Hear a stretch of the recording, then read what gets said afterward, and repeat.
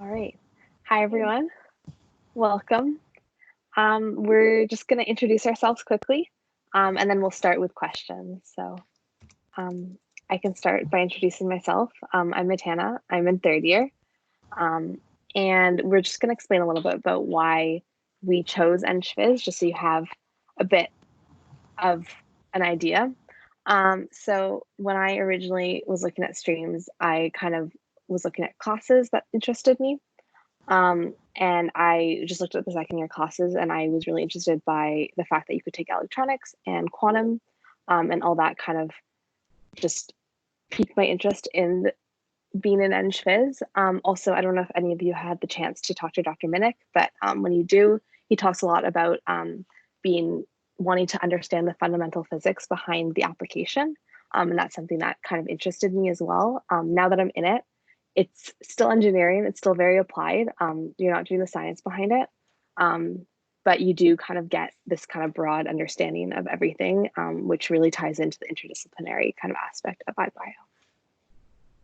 Yeah, so that's a little bit about me, and then everyone else will introduce themselves too. Okay, I'll go. Hi, I'm Lauren. I'm in my second year. So when I was looking at streams originally, I came in thinking I wanted to do like mech because I thought I wanted to do prosthetics. And then DP2 happened, and then I was like, oh, maybe I'm not as big of a fan as this. And then DP3, which was the sensor one, I found really, really interesting, and I kind of found that EngPhys was the best route to go because I found such an interest in that because it is like biosensors is a topic. And then I also like it because when you get into your upper years, there's so many tech electives that you can kind of take all of the biomedical focused ones from other streams, which again, I'm interested in. I'll go next. My name's Faria. I'm currently also wrapping up my third year in EngPhys. A little bit about why I chose EngPhys at the end of first year was because I think coming from iBio, we're all a little interested in human health, clinical problems, and like new devices that help the healthcare infrastructure. So I thought the best way to get fully acquainted with all of those topics was to learn about the fundamental principles of physics, which can cover anything from how chemical potentials work in cells, how like the electric dipoles in your body align. So I thought EngPhys did a really great job of explaining the big questions of how or why things work. And so that's really enabled me to pick up like any new topic, whether that's been a new project or one of the many technical electives that we're able to pick and just apply myself to it.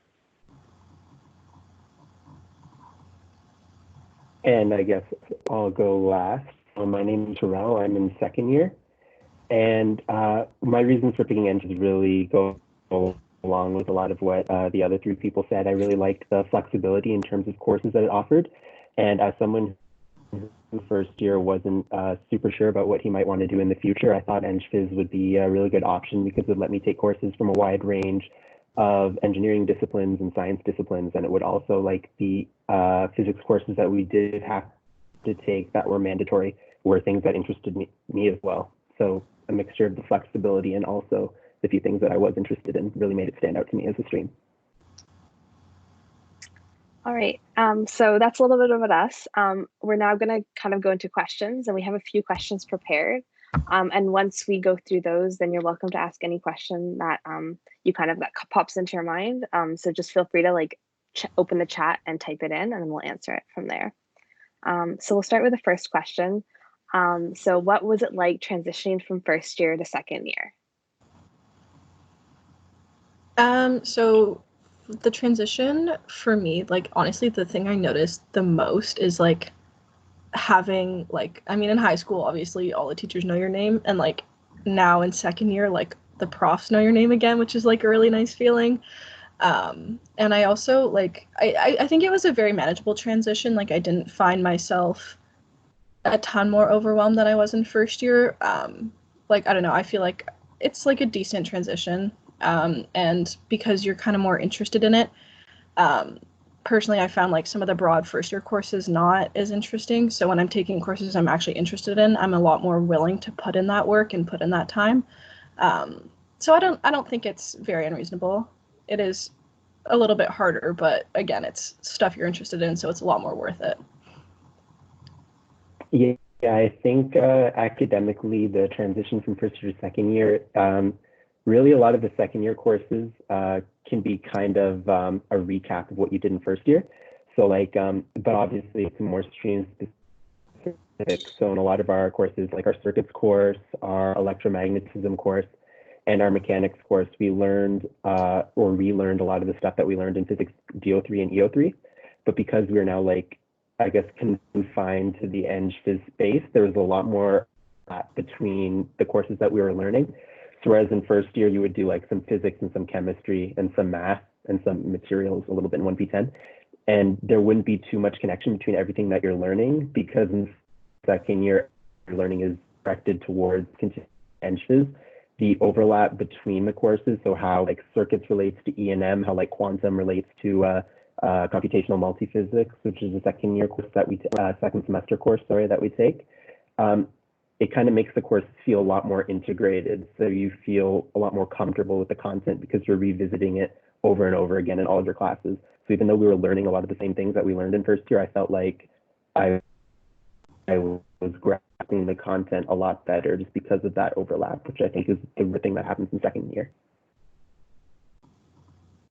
Awesome. So the next question is, what sort of things would you design or jobs you would have with engineering physics and biomedical engineering?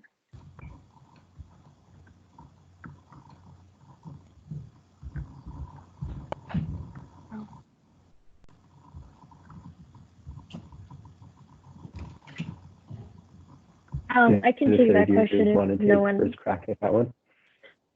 Sure, I can take that. So things that students can expect to learn or do in EngPhys or even apply after graduation is obviously you can learn, one thing EngPhys is really big on is learning the principles and fabrication of biosensors.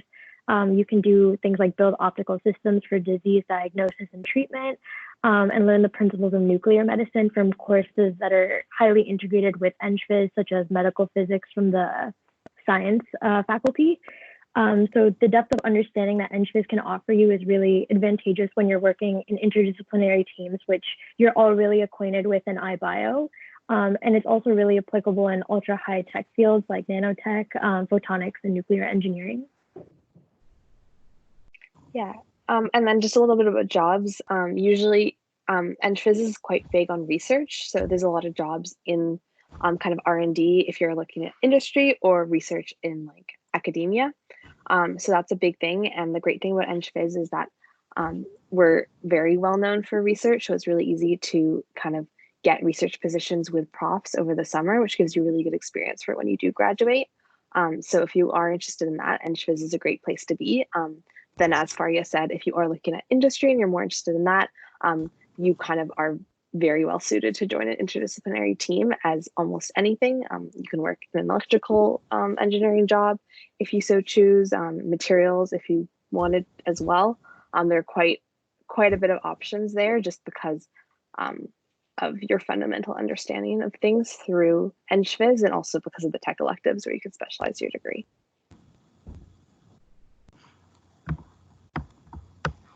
Is everyone? Yeah, in terms of Matana mentioned electrical engineering jobs, well, I've never done an electrical engineering co-op, but I applied to it. And a lot of them mentioned for specific qualifications, like we want you to have experience using like laboratory electrical equipment, like they always mention function generators, oscilloscopes, and those kinds of things. And you use those that kind of equipment in the electricity and magnetism lab and in the circuits lab. So again, through that like kind of interdisciplinary course load, it gives you the qualifications to apply to jobs in a wide variety of fields. So that's something that I find really beneficial from the stream.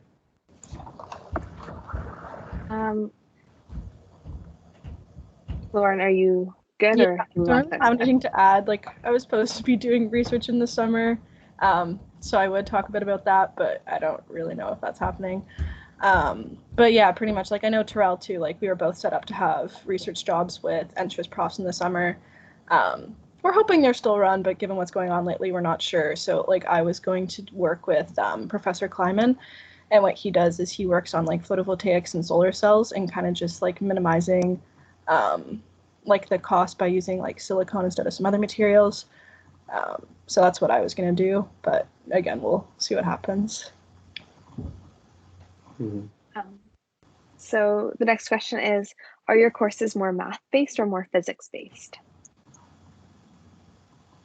I think in any engineering stream, the courses tend to be pretty on some level math-based and physics-based. Like it obviously varies. I'd say in EngPhys, tend to focus more on concepts and less on them. So especially like take quantum, for example, we take a quantum mechanics course in the second semester of second year. And like from the gate, our professor, Dr. Haugen, he said that he wanted to focus more on quantum concepts and on the math side of it. So like we went through like, there's a lot of like solving ODEs, and you have to be able to work with spherical coordinates and that kind of stuff, which you'll learn about in Math 2ZZ. But the math itself is, so they'll all have the math skills going into it, but like they won't put too much emphasis like in terms of evaluations on, oh, here's like an ODE and you like solve this. So it won't be math based in that sense, but the math will be there. And I think as you get into like more upper year like classes, you still have that emphasis on conceptual, but you do start to learn a little bit of more of the math behind the problems. It was an elective, but I took mathematical physics last semester, and I found it a very beneficial course because I actually understood the math we were applying to physics problems, and that kind of made it a lot easier for me to kind of solve these problems and really realize what I was doing. And it overlapped really well with my electronics course and my signals and systems courses, because kind of the concepts we learned there used that math. That was the underlying math. So you do get conceptual courses, but you can also learn kind of the math that helps you drives all this physics that you are using. Yeah, just to add on to that, I think it's really important because a lot of times in your math courses, you'll just be solving for a specific number or an answer, but then in EngPhys, it's about taking what that number is and what it actually means to the problem and what it actually means for the future of whatever you're solving for, and like how the system's supposed to respond and whatnot. So it's really just finding the meaning of those problems with math. Yeah, I don't think like with evaluations as well, like it's never really gonna, like if you don't know the math as well, like it's never really a strong emphasis on the math. It's more, do you understand what's going on behind it? And if you can't apply like solving an ODE, like bad example, but perfectly, then it's not really gonna be that big of an impact. And now I know Terrell mentioned Physics 103. And in the courses that, pardon? Go ahead. In the course that Dr. Minnick teaches, which are 2PO3 applied mechanics and 2CM3 computational multiphysics, we actually use like just Maple and a PDE solver to do most of the problems. So that's another place where, and then like Maple, most of us use Maple to do math that isn't on a test in our other courses. So you'll just be taught how to use resources like that too to work with problems in physics. So yeah. Yeah, exactly. You get to learn how to do rocketry, and you know the math, but programming solves the math for you, which is pretty great. So I know Terrell mentioned Physics 103. So the next question is, if I didn't like Physics 103, should I still consider EngPhys? So I think I can speak for a majority of EngPhys when I say none of us really liked 103. Not at all. Yeah. So it's you definitely don't have to like 1E03 to do physics. It does kind of crop up in one course, 2A04, which is electromagnetism in first semester. But I personally think it was better taught than Physics 1E03. It still wasn't my favorite, but I found it more manageable. And like after that, pretty much like if you don't want any more electromag, like you're pretty much in the clear. So definitely liking Physics 1E03 is not something that you should be worried about if you're still interested in EngPhys. Yeah, and I know think this it's will probably important. come up later. Go ahead, Farid. Oh, I was just gonna Go say, I ahead. think it's important to realize that EngPhys isn't just about electricity and magnetism. There's like a whole scope of EngPhys that a lot of people in first year really haven't been exposed to. Like there's things like semiconductors, optical systems. And so I don't think it's a really great indicator of success. I think as long as like you're interested in some of the courses that are offered in upper year, you have like a completely fair chance of doing really, really well in EngPhys.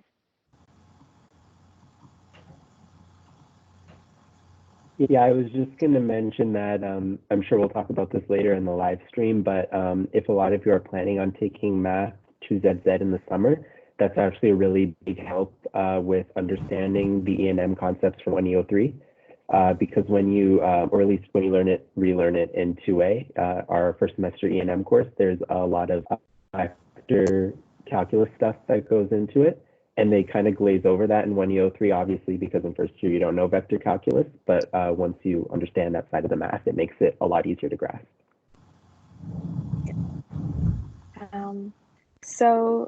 Next question is, how do you apply engineering physics to biomedical engineering, and what type of job are you striving to get once graduating?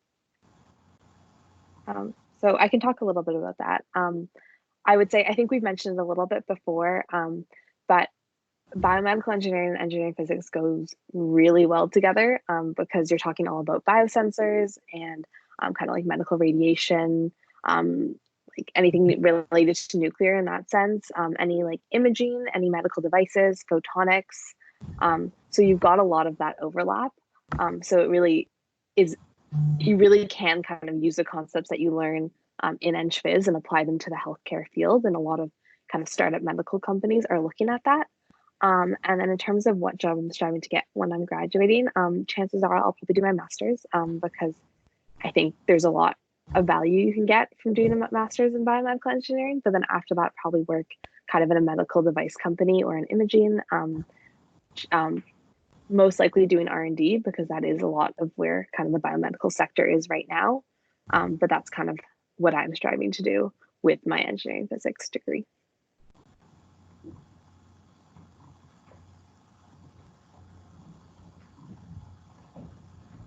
I can kind of take the next crack at that. I think I'm a little abnormal among other EngPhys iBio students that I'm kind of considering like medicine as a career to go into. But like I mentioned, I was really not sure where I wanted to go with it in first year. So and Matena mentioned, I think has a lot of applications in the biomedical field, specifically in medical devices, which is something else I'm interested in. Actually, Prof. Dr. Soleimani, who is right now teaching our circuits course, who I hopefully will do research with in the summer, and who Matena has done research with in the past. She does a lot of really cool work in biosensing, which is another really big application of EngPhys to biomedical engineering. So there's definitely a lot of like in the really cool, like kind of futuristic, quote unquote, sounding technology that can be applied to the biomed sector. EngPhys kind of has, I guess, kind of inserts its fingers into all of those types of biomedical engineering just because it has a big emphasis on technology at the most fundamental level. You kind of learn how the way one person described it to me is like you kind of learn how all the components in your cell phone work. So because of that, EngPhys is really applicable to the kind of biomedical engineering that you kind of like when you think about like futuristic technology that would be in a sci-fi novel. The people who are researching that kind of stuff, EngPhys is definitely very applicable to that kind of work, if that makes sense at all. Yeah, just to add on to that, I think EngPhys ties really well for certain career aspirations if you want to do things like research and design, where you're getting your hands dirty with like hardware or nanofabrication or optical imaging systems. I think EngPhys is a really great job because it's so focused on the labs and the hands-on skills that you can get. You have like certain courses in your second and your third year that are lab-based, and it has a lot to do with hardware and electronics. Where you're actually tested on your ability to make things. And I think like as an engineer, it's like your most ideal outcome would be that you're able to graduate and physically make something that works.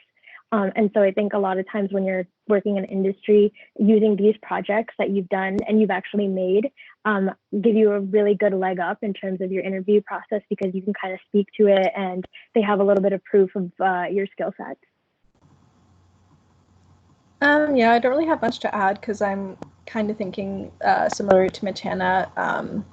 I've definitely been considering grad school more lately, and then I do just think I want to do something relating to working with biosensors or some type of fabrication of medical devices. And then Faria kind of mentioned projects that we do, and I thought maybe it'd be a good time to talk about like 3BA and 3VB, because those are some classic EngPhys courses, and I personally really enjoyed them. So there are design electronics courses, and in first semester it's more hardware based. So I don't know if you're familiar with like ultrasound kind of sensors that can detect distance, but essentially we build that without using like a Raspberry Pi or Python. So you're building it all from hardware components. So that's like a 6-week design project that you do, and it gets you really familiar with these electronics components. And then in 3VB, we design a PID temperature controller. So basically it's a system using a microcontroller and coding that can adjust the temperature from a set point that you kind of determine. So I don't know if Faria, you have anything to add about that, but those are like some hands-on design projects that you also use in capstone later on.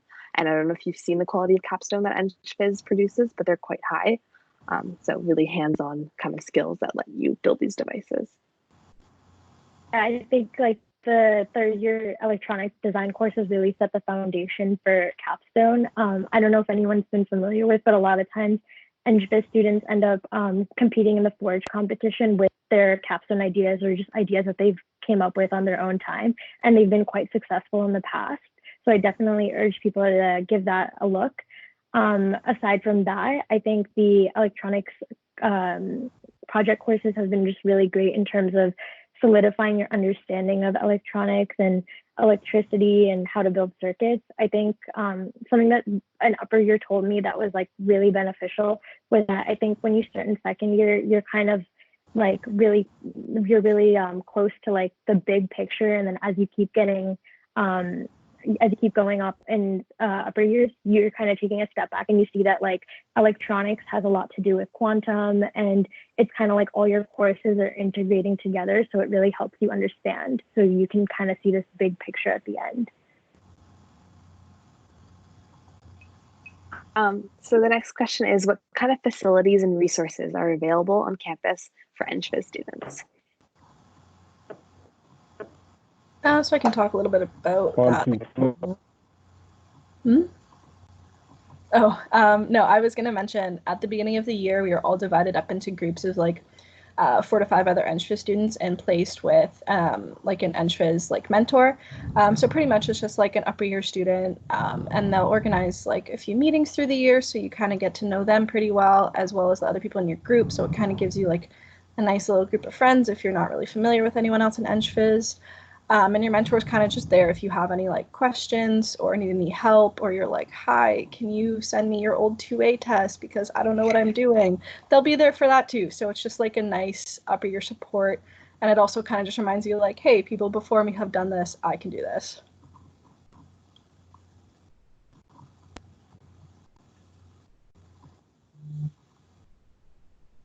Yeah, and there's actually in the basement of BSB, the EngPhys Lounge is located there. We call it the Quantum or the QT. So if you have a Hatch access card, once you enter the EngPhys stream next year, you can have the lock to that door put on your card, and then you'll be able to access it. And it's honestly a really great space to work. We've spent like many a night down there until like 2 a.m. working on Dr. Minnick's assignments. And it's a really great place to just like bond with your EngPhys family. We've had a lot of events there too. The EngPhys Society runs them. So that's a really great resource that's available to us. I'm glad it's there. Yeah. And they actually have a textbook library in the QT as well. So if you don't want to buy your textbooks, you can borrow them there. And one great thing about EngPhys, and I think Lauren and Terrell kind of mentioned it, is just we have a very tight-knit community, and it's quite a small program. So you do know most of the students in your year and most of the upper years and years under you. So there really is that kind of community building and sharing of knowledge and helping each other. So if you're ever stuck, you know that there will be people to help you and help you kind of work through these problems, which is really great to have because you kind of need that support when you're going through your degree. And then also your profs are really there for you. So I know that Terrell mentioned Dr. Minnick's tests, and when I was in second, as good as office hours for like 2 hours beforehand, and he would be there willing to kind of talk through problems with me and help me better understand. So they really are there to help you learn and help you, like, help support you. They're not there to make it super hard for you. They're there so that you understand what they're teaching you. And then I have another prof, Dr. Haugen. He knows that we're an iBio. So when I was taking a class with him, he would always send all the iBio's articles on like different applications of what we were learning in healthcare, which was just really great that he really knew that's what interested us and kind of found ways to tie that into a class that before wasn't being taught to iBio. So your profs are also really great resources and they all know you by name. So I speak really highly about the profs because they're really great. Just a bit of like an unexpected resource that I don't think a lot of other streams have is, again, going back to Dr. Minnick, he's really committed to the learning that happens in EngPhys. And one thing that he really urges for is having undergraduate TAs. I know a lot of the other streams might not give enough TA hours to undergrads because, again, the master's students usually get prioritized for those things.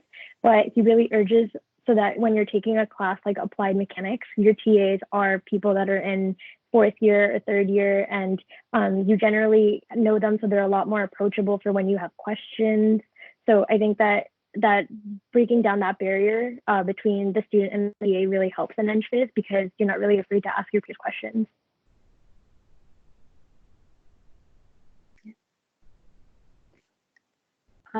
So the next question is, what is something about EngPhys that was unexpected going into it?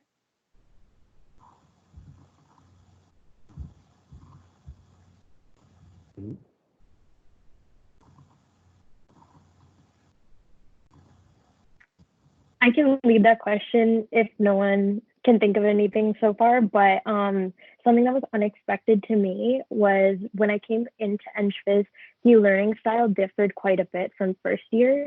And what I mean by that is not that the content is drastically harder or anything like that. It's just they really prioritize having things like weekly quizzes or weekly assignments to kind of force you to stay on top of the material and continuously test yourself through it so that not only the prof knows your understanding, but you can kind of keep track of where your weak points might be. And I think that was just unexpected to me because in first year, I think a lot of your courses are structured so that they have just like the classic 2 midterms for the whole term. And so having only 2 midterms or 2 assessments, you kind of know what to expect in terms of evaluation because they're usually like big picture concepts versus in EngPhys, you're continuously being tested. So it really tests your learning and understanding of the entire course as a whole. So it's just a bit unexpected because you have to adjust your learning style and your study habits and time management. And adding on to that too, because we have more of those like weekly evaluations, actually has a lot fewer like honest to goodness midterms than the other streams do, because they kind of shift that weighting to like weekly assignments or weekly labs for a lot of our courses. So you'll find that in EngPhys, your work during midterm season isn't at like that peak level the way it is with some of the other streams, but it's more of like a steady, like high level of work throughout the entire semester, because every week it's like, oh, I have this 5 or multi-physics assignment that I have to do, or I have to do the thermo study for the thermo quiz and stuff like that. So on the one hand, because it's like a really steady amount of work, but it's also a little stressful during midterm season, which I thought was unexpected because a lot of my friends were kind of dying during midterms and EngPhys was just kind of going with the flow.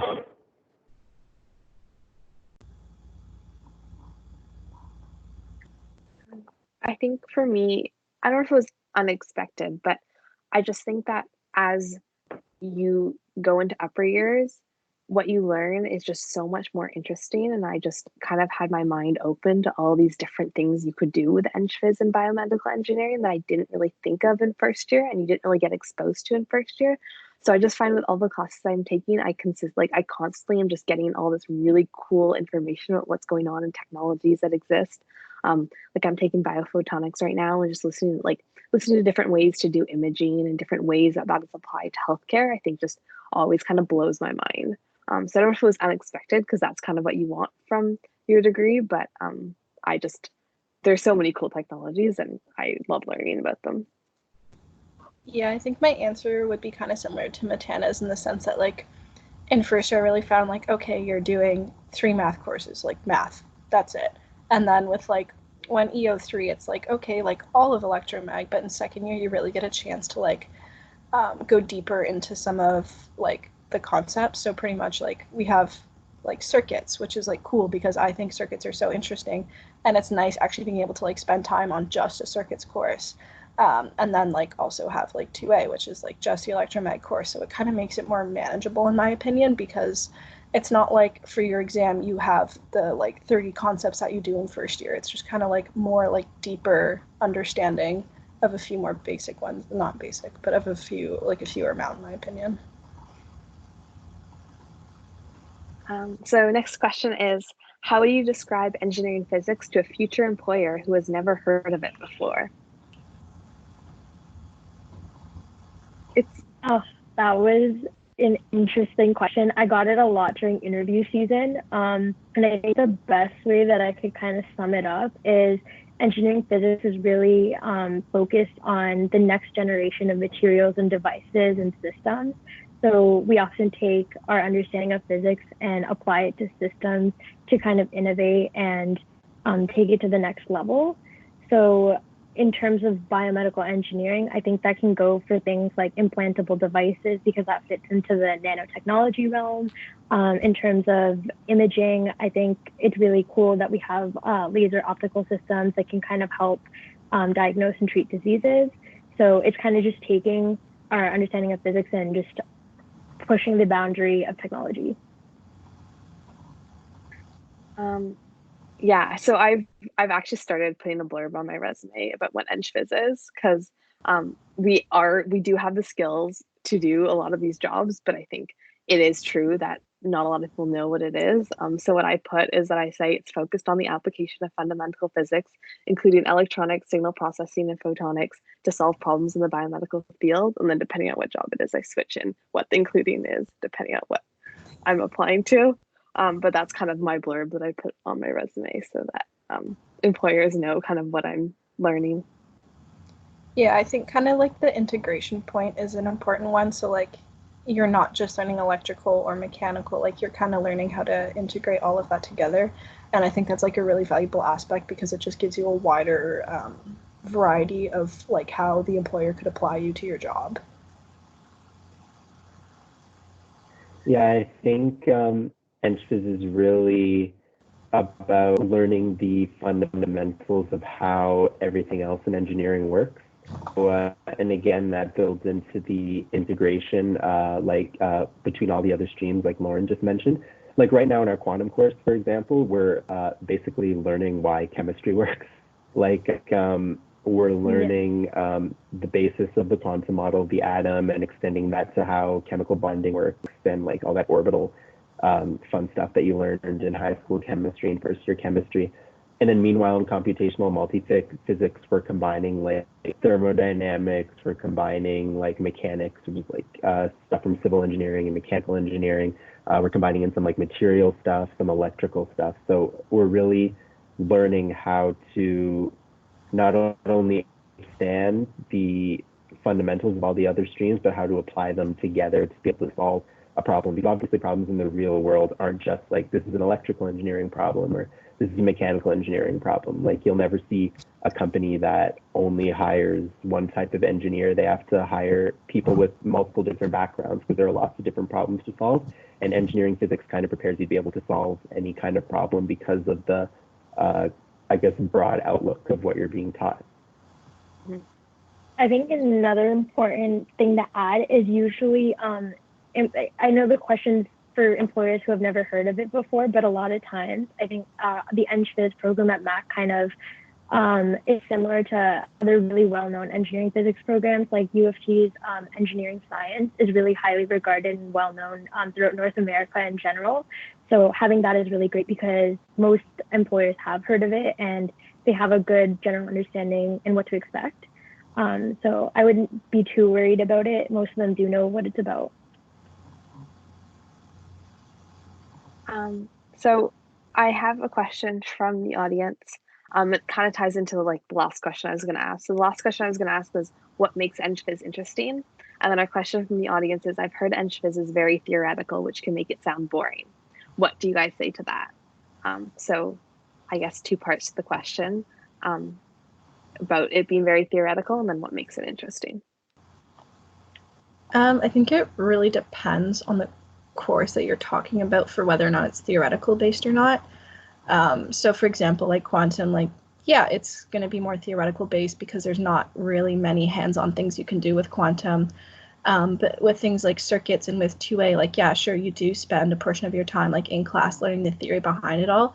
But then you also get to go and do like bi-weekly or weekly labs where you're actually like able to apply the stuff. And it's kind of really cool seeing like how what you're learning is like directly applying to what you're now able to create. And I think that definitely like makes it less boring than it would be if it was just theory. Yeah, I think Lauren sums it up. I think again, like ending kind of moving towards like the second half of your question, whether or not it's boring really depends on what you like as a person. Personally, I've always enjoyed looking at stuff at a theoretical level, so some of the stuff that's a little less hands-on wasn't really a problem for me. But I think a lot of the courses, even the more theoretical ones, tend to find interesting ways to make themselves more applied. Like our thermodynamics course, EngineeringPhysics 2NE3 last semester, it was really theoretical in the sense that everything we were learning was just about like modeling cycles, physical cycles, using equations. But if you read the textbook and listen to the lectures, a lot of the time after you learned a concept, they would go into how it's actually applied in the real world. So I'd be reading the textbook, I'd just read this like 5 pages about how like the Otto cycle or the diesel cycle works. And then I remember specifically there was one chapter, they were talking about the diesel cycle and they talked about what the difference between diesel engines and gas engines are. And essentially just has to do with like the amounts of pressure that the engine can withstand. But that little snippets like that, where it actually shows you how the theory of learning gets applied in the real world, and it's applied to things that you know, like I'm sure most of you have heard of like diesel and gas, and you like kind of, oh, what's the difference between those two? Why are some engines using one and not the other? Just coming across something like that in your courses is really cool, even though you're not building an engine. Learning those kinds of things brings you that much closer to applying the theory in a real world setting. Yeah, I think I'm kind of just repeating what Lauren and Terrell said, but I personally find it really exciting that I'm able to fully understand a problem kind of theoretically before I tackle it. And I really see how you're taking this knowledge and using it to design a device. And that's actually what makes me so excited about EngPhys. And then I know we talk a lot about quantum, and quantum is definitely one of the more theoretical like classes of second year. And I remember last year I was really struggling to like understand like how this fit into like kind of my view of how things worked. And Dr. Haugen, like I said before, is really great at sending me articles. So he kind of gave me a textbook and gave me different pages to read so that I could understand how it was used in a biomedical kind of setting and how it actually could be applied and how we actually use it to design devices. So yes, it's theoretical, but there always is that kind of applied lens that you can use that makes it more interesting and more exciting. Yeah, I think also the focus kind of shifts. When you're in second year, you do have to learn about the theory with all the prerequisite courses that are mandatory. But I think as you move up into the third year, like Matana and I have taken an electronics 3VA course, and we're currently taking 3BB. And I'd say those are really, really focused on kind of integrating the theory with the application, because again, you might have a lecture once a week about a certain topic, and then your lab that same week is to apply that topic and be able to kind of have something that's functioning. I think especially this term when we had 3BB, which was our microcontroller class, the lectures actually ended prior to the unfortunate situation with COVID-19. So a lot of it was, half of the term was purely just based on hands-on application. So I definitely think as you get further along in EngPhys, it shifts into you applying what you've learned throughout the years. So another question that we have from the audience is, do you find that the broad nature of your program can be overwhelming? I think you might expect it to be, but even though we're looking at a very broad range of topics, they kind of coalesce in a weird way, and I guess this kind of relates back to what surprised me about EngPhys. It would seem at face value that all the courses are kind of disjointed and it seems like they're not related to each other, but once you're actually in them, you start to see connections between them in places that you wouldn't expect. And I think that's one of the really cool things of being in the program, that like you take two seemingly not connected fields and they end up being connected in so many different ways. Even if you look at individual courses like 2CM, computational multiphysics, when we first got the syllabus, we were looking at all the topics we'd be taking, and we all kind of looked at it and we were like, has no focus. We're jumping all over the place from week to week. And after having been in the course all semester, like we were basically solving the same problem, but in a different context over and over again in the same week. Like every topic had the same mathematical basis, and you could really see connections between what we were learning in like heat flow and piezoelectricity. So even though on face value it might seem like they're all really broad and that can be overwhelming, the fact that they all integrate so well with each other makes very interesting and not overwhelming. Yeah, kind of touching on what Terrell said specifically about our computational multiphysics course right now. So we're actually we have started a design project that it's left up to us. So I think we had like a total of 8 topics throughout. So we had 8 weeks of like learning course content, and the last 3 were going, or 3 or 4, whatever, was going to be like pick what you were more interested in or a way that you can find that these relate, and like combine them to make to solve some kind of problem. So I think stuff like that kind of really teaches you how to tie it all together, and it doesn't really seem so broad and overwhelming when you get to projects like that. Yeah, touching on that, what I said earlier, I think a lot of times in EngPhys it can initially be overwhelming. But again, as you go on up into upper years, it's like you're taking a step back and you can see more and more of the big picture and how everything is really interconnected with each other. I would also say that the program is broad, but there is a lot of room for flexibility in terms of if you want to specialize. I think EngPhys has the highest number of technical electives of any stream in engineering, and actually twice more than the other stream with the most technical electives. So I think if you were interested in one particular facet, you would definitely have the opportunity to kind of complement your EngPhys learning with these technical electives and focus in on a certain topic, so it can become less broad eventually as you go up into upper years. Yeah, pretty much the same thing I had last semester. I had like a aha moment where through my courses, I was studying for their exams at the same time, and I was like, oh my goodness, we're learning the same thing in 3 different ways, and this all ties together. So, which is pretty cool. I do know though, people, just kind of as some advice, is that there were people who started in EngPhys and decided that they were more interested in one topic only, so switch into mechanical or electrical. So it does happen that you know where your interest lies and you do choose a different stream. But I do recommend EngPhys, and I do love it. And I do love making those connections and kind of realizing where it all ties together.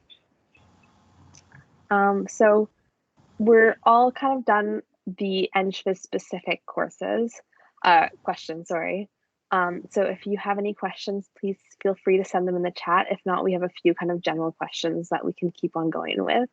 But if you do have more kind of EngPhys specific questions, please feel free to send them in the chat and we'll answer them. Um, so in the meantime, I guess one kind of question that's an interesting question is can we survive anatomy and biochem with a decent mark in EngPhys? Because that's a good one to know.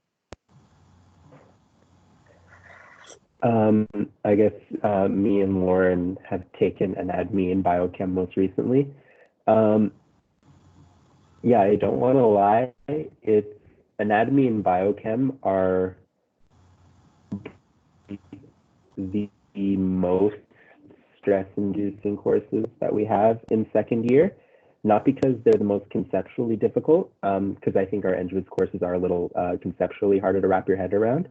Just with biochem and anatomy, it's just the volume of that you have to do in those courses is what makes them challenging. And I think, honestly, just time management and,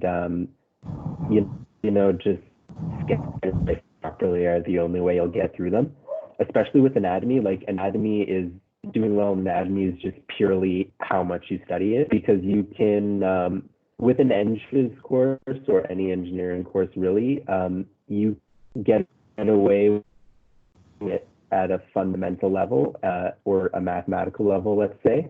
And then when the text comes around, even if you haven't studied maybe as much as you should have, you can still kind of make your way through things if you understand what's going on. And that's not like that at all. You have to pay attention to every detail of the course, especially given the kinds of questions that they ask you on tests. And the bell ringer, which Lauren can tell you a little about.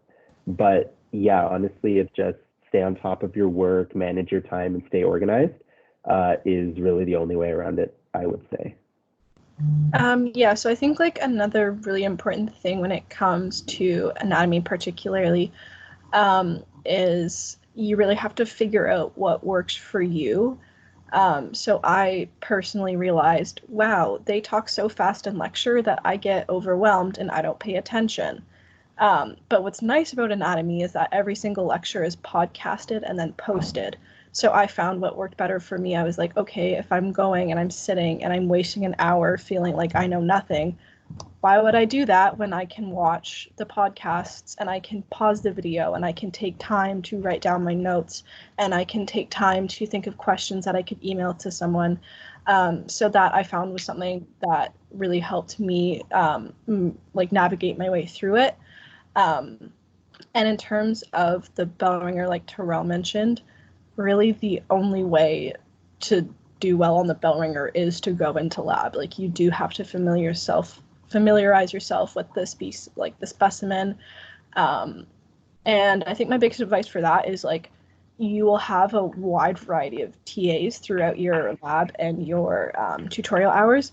So I think finding maybe one or two that you really like and finding out like their office hours and seeing if it works with your schedule and going like setting a goal for yourself to go for their office hours and just going through specimen with them or listening to them talk and explain things, I think is a really helpful point as well.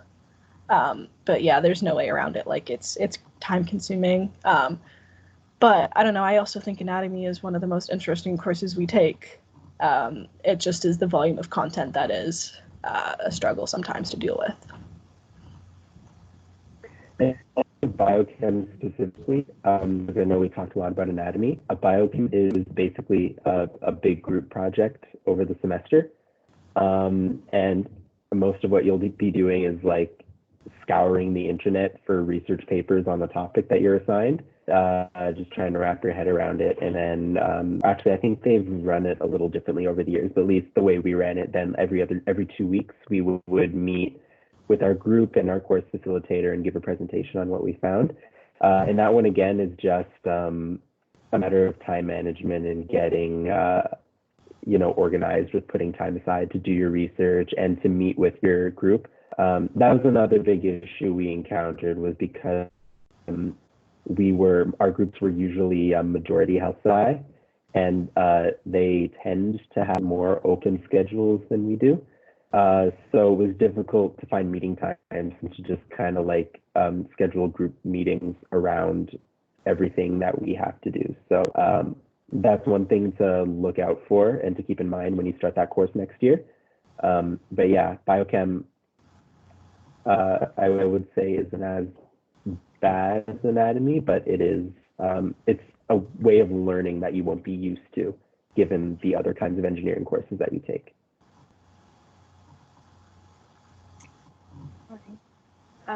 So now there's about 5 minutes left. Do we all want to kind of give a key takeaway? Just why we chose EngineeringPhysics and any advice? Yeah, sure. So personally, I think one question that we didn't really touch on that stood out to me was talking about like, okay, I'm not really interested in second or third year courses, but the upper year courses really interest me. Should I pick that stream? And I personally think that if the next 2 years of your life, like you're not going to be interested in what you're taking, I personally don't think that's worth it. I think taking some time to sit down and to go through courses and be like, okay, this sounds like something I think I could enjoy, will really help your decision. And I like, obviously, like I didn't look at the schedule and be like, yes, I'm interested in every single thing here. But there was enough that I was like, okay, I can see myself doing this and I can see it being something I enjoy.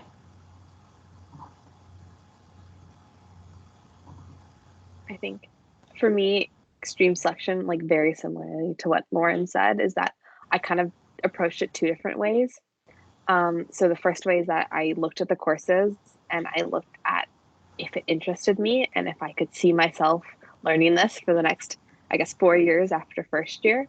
And then I looked, and one thing about EngPhys that really stood out to me was all those technical electives and all that space, because I realized I could take literally any biomedical course from any stream and really cater my degree to kind of a biomedical degree and learning engineering and healthcare. So looking at that courses is really what helped me make that decision. And then the second thing I did when trying to decide what stream I wanted to do was I kind of just, it's really hard to say, like, see where you'll be in 5 years once you graduate, but I did kind of look at what I was interested in and what my career goals were. And I still don't know what my exact career goals are, but I do know that I want to work in something imaging. I want to work with some medical device. I really want to understand problems and work in an interdisciplinary like stream. And to me, EngPhys was the best way to do that. So that's kind of how I went about choosing my stream, and those 2 ways kind of pointed me towards EngPhys and realized it really helped me learn what I wanted to learn and do what I wanted to do later.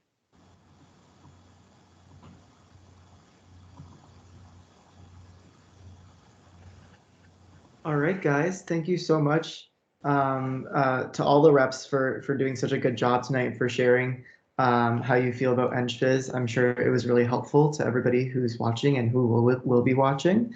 So yeah, with that said, what I encourage the reps to do is to perhaps leave a method of contact so that the students can reach out to you with any other questions that they may find themselves asking later on in their decision. But yeah, I'd like to thank everybody for coming tonight and for getting their time. You guys did an excellent job of representing your stream.